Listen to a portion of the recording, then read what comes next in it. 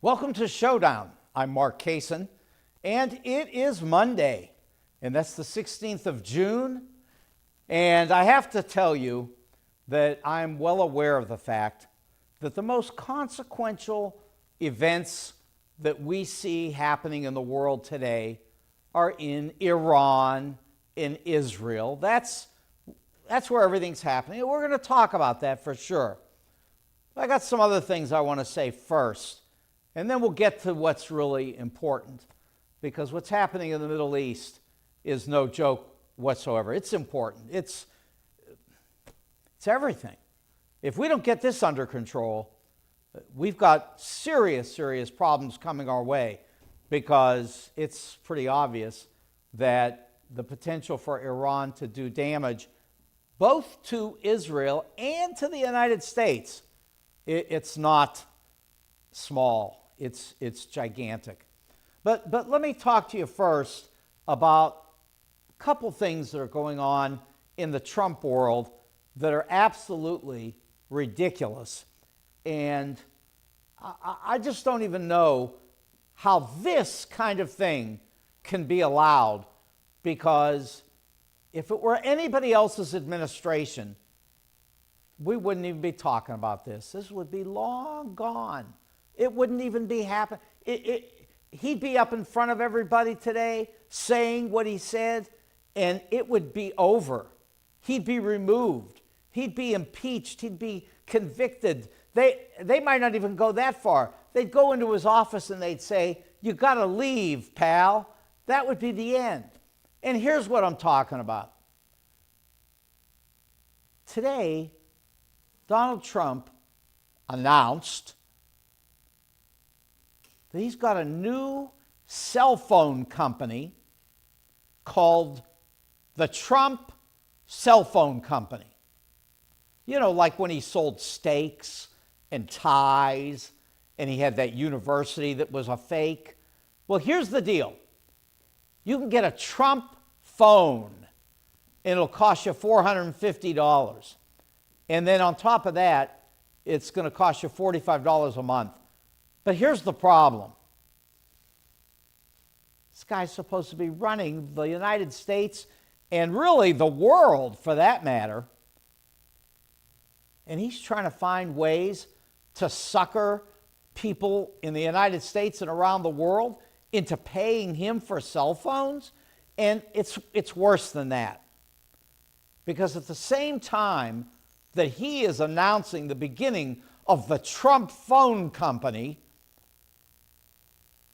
he is putting tariffs on Apple's cell phones in order to try to prevent them from being able to do business in the United States, because he doesn't like the fact that their phones are made somewhere else. But listen, this is not Trump talking about 2 or 3 different cell phone companies and trying to figure out, you know, who is benefiting the country in the best way, and then making a deal to try to help that company to do well. No, it's not that at all. This is Trump trying to find a way to sucker everybody in this country. He would love to get 300 million people all buying Trump phones, which, by the way, you know, golden phones? Really? Please.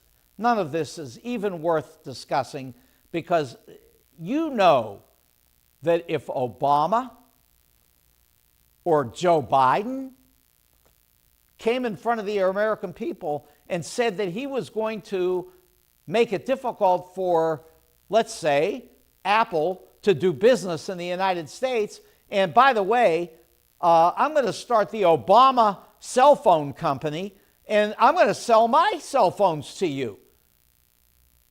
No, that wouldn't be allowed. That would be stopped so far dead in its tracks, it just wouldn't happen. So why do we allow this man to do it? He's an absolute fool, and for him to be doing this today is just further evidence of how totally unfit he is to be president of the United States or to have any job. Do you know that senators can get in trouble if they take $50 to go to dinner with somebody because there might be some thought that they could be taking advantage of a relationship, and we wouldn't allow it. It's against the law. It's that simple. So for Donald Trump to want to sell cell phones in competition against anybody, certainly against Apple Computer, which is the most valuable company in the entire world. I mean, it's worth $3 trillion. Yeah, maybe a little less, 2.8 trillion, was over 3. Whatever it is, it's either the most valuable company or the second most valuable company in the world. Microsoft may be number one, but it's not the point. The point is Donald Trump is messing with these people. This is not acceptable. And we wouldn't accept it if anybody else were doing it. And I can promise you, when I get in front of a camera and I say what I'm saying at this point, there's probably 100 million people in this country who would say, why are you wasting our time with this? Let the man sell his phones, his golden phones. They would say that, but it wouldn't make it right. Not by a long shot it wouldn't be right. Okay, this should be obvious, but I just wanted to say it. Now, let's look at another situation that's not maybe benefiting him directly, although that's another thing. You always have to worry about whether it's benefiting him directly, because he could always be doing that. He's capable of it, and he does it all the time. But in this case, it has to do with Nippon Steel and U.S. Steel wanting to come together in a merger that would allow a Japanese company to have a great deal of control over an American company, but not just any American company. I mean, U.S. Steel is a very important just example of the greatness in history of American business. You know, if you go back into the 20s, U.S. Steel was one of the great winners during the Roaring 20s. And then when the markets collapsed in 1929, U.S. Steel got pummeled during the Depression. Many of the people connected with these companies tried to help the United States to survive the Depression. I mean, U.S. Steel is a major American industrial firm. We all know that. It's not a secret. And, you know, Donald's throwing a fit because he doesn't want the Japanese to have this control over an American company, especially a great American company. I guess there's some argument to that. If Donald isn't personally benefiting, then this could be part of the public's interests, the public good, deciding who has the right to do what in the world of finance and mergers and business, and that's fine. But here's the problem with it.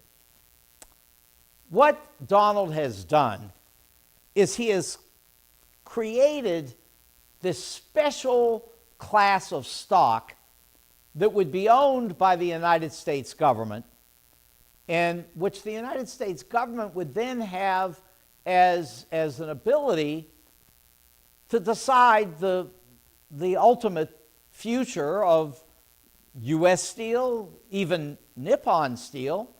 And so this would be sort of not exactly nationalizing the business, but definitely putting the United States in a position of making decisions that normally we wouldn't allow. Now, I'm going to take you back in history for a few minutes. Harry Truman nationalized the steel industry long time ago. And, there were reasons that had to do with war and had to do with the cost of goods and things that needed to be produced for the government. That's all. When I say it's all fine, it wasn't even considered fine then. There were people who argued about it, and Truman eventually got his way, and he was able to follow through with this nationalization. But it was really 100% for the benefit of the United States. But here's the reason you wouldn't want to allow that. Because the United States benefits tremendously. We see the United States as a very special place. They realize the unique value of placing your money in this country. And so we like that. We want more of that. Donald Trump says he wants that. But everybody says that they want it because that is, frankly, the way the United States has been able to prosper for generations. That is, by attracting money from foreign investors into the United States economy. One of the things that we look at today is we say that all that money that comes in here is part of the United States dollar being a reserve currency of the world. That is, countries that have reserves, they place them in the United States, either in businesses or sometimes just invested in different aspects of the American economy, and then also invested in our bond market, where these countries and businesses, money